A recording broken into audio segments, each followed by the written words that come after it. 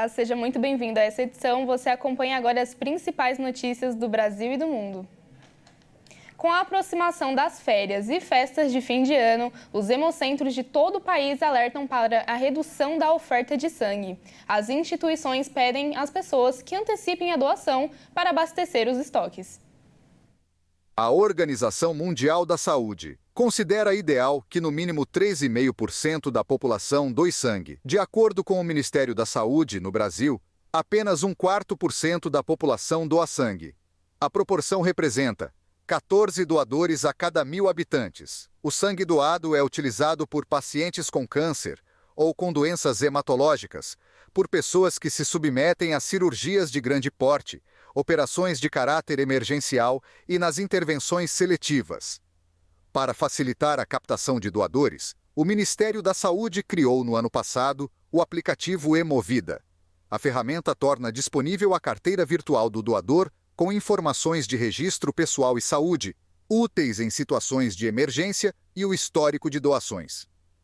Nos bancos de sangue, é registrada a baixa de sangue, tipo O negativo, considerado doador universal, que é mais raro do que os demais grupos sanguíneos. O estoque dos tipos de sangue. Ou é considerado crítico em alguns estados, como São Paulo. Para doar sangue, é preciso estar em boa saúde, ter entre 16 e 69 anos de idade, pesar mais de 51 quilos. Menores de 18 anos devem apresentar o formulário de autorização e cópia do documento de identidade com foto dos responsáveis. 4 em cada 10 brasileiros estavam negativados em novembro. Isso significa que mais de 68 milhões de consumidores estavam inadimplentes no mês passado. O estudo, realizado pela Confederação Nacional de Dirigentes Lojistas e pelo SPC Brasil, apontou que o percentual de endividados no país cresceu 1,48% em novembro, em relação ao mesmo mês do ano passado. No total, o índice de 41,5% e representa 68.620.000 consumidores com dívidas.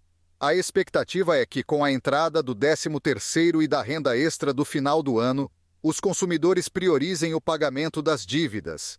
A maioria dos endividados é do sexo feminino, com 51%. A porcentagem entre os homens é de quase 49%. A maior alta nas dívidas veio da região centro-oeste do país, seguida pelo Nordeste e Sudeste. Segundo o estudo, o número de devedores com participação mais expressiva em novembro está na faixa etária de 30 e 39 anos, seguido por 40 e 49 anos. E cada consumidor negativado devia, em média, R$ 4.500 na soma de todas as dívidas. Além disso, cada pessoa inadimplente devia, em média, a 2 empresas. Os dados ainda mostram que quase 3 em cada 10 consumidores tinham dívidas menores, de até R$ 500, e o percentual chega a 44% quando se fala de dívidas de até R$ 1.000.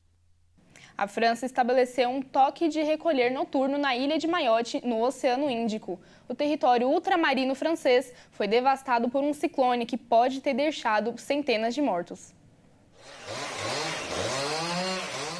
A França vai impor um toque de recolher noturno em Mayotte.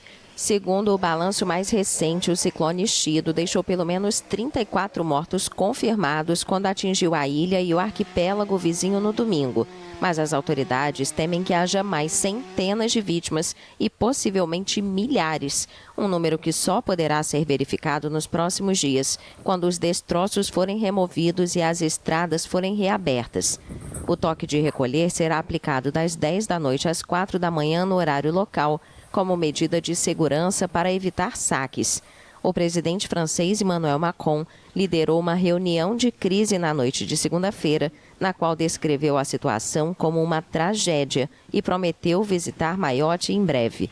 Já o ministro do Interior, o primeiro alto funcionário do governo a visitar a ilha após o ciclone, afirmou que Mayotte estava completamente devastada, com 70% dos seus habitantes afetados, e anunciou que nos próximos dias chegariam 400 agentes para reforçar os 1.600 oficiais já presentes no território. O ciclone Chido é o mais recente de uma série de tempestades globais provocadas pelas alterações climáticas. Mayotte é a região mais pobre da França, com 1/3 da sua população vivendo em bairros carentes, onde as casas mal protegem os habitantes em casos de tempestades. O Mercosul completou 30 anos essa semana. Nessas 3 décadas, o bloco passou por grandes oscilações. Recentemente, o grupo de países da América do Sul fechou um acordo com a União Europeia, após 25 anos de tentativas frustradas. A origem do Mercosul é o Tratado de Assunção, de 1991, em que os países membros se comprometeram a formar o bloco. Há 30 anos, em 17 de dezembro de 1994, o Protocolo de Ouro Preto reconhecia sua personalidade jurídica de direito internacional e dava ao grupo competência para negociar acordos. A dinâmica do comércio internacional passou por mudanças desde a assinatura do protocolo e parece se encaminhar para um período de maior protecionismo a partir do ano que vem, com a volta de Donald Trump à Casa Branca. A expectativa é de que o país cresça acima da média da América Latina alta, de 3,8% para o Produto Interno Bruto, ante os 2,1% esperados para a América Latina, segundo o Fundo Monetário Internacional. Em meio aos contrários contra o acordo fechado entre o bloco do Mercosul e a União Europeia, Itália, Polônia e França se recusam a apoiar a abertura de livre comércio entre os dois blocos. A primeira-ministra Giorgia Meloni disse nesta terça-feira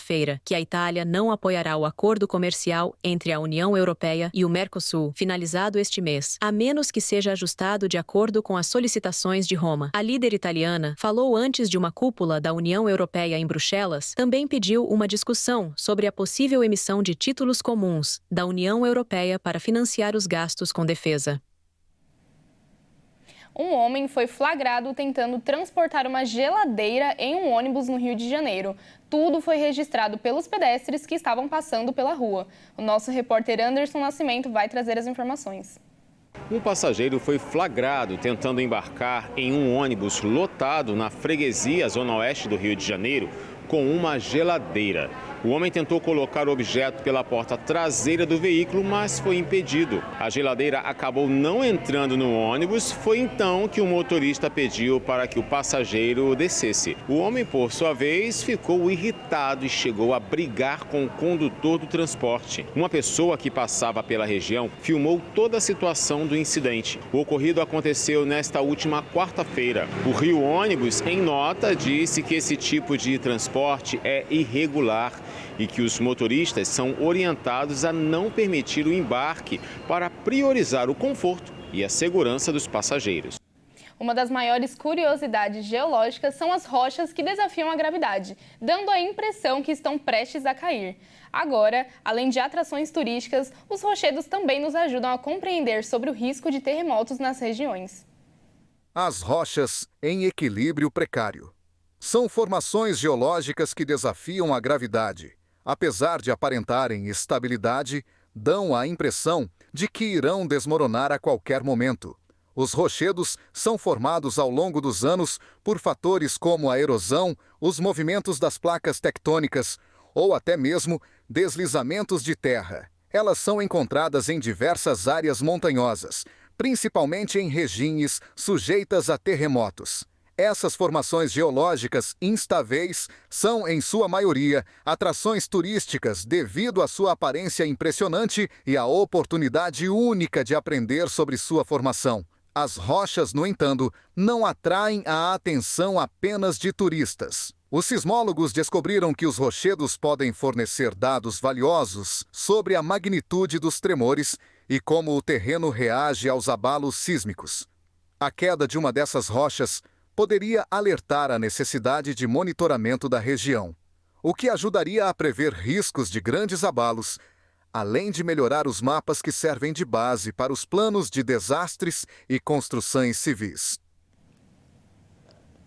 Essa edição fica por aqui. Se você quiser rever alguma das nossas reportagens, é só acessar o nosso canal no YouTube, Jornalismo HIT. Muito obrigada pela sua companhia, bom fim de semana para você e até mais!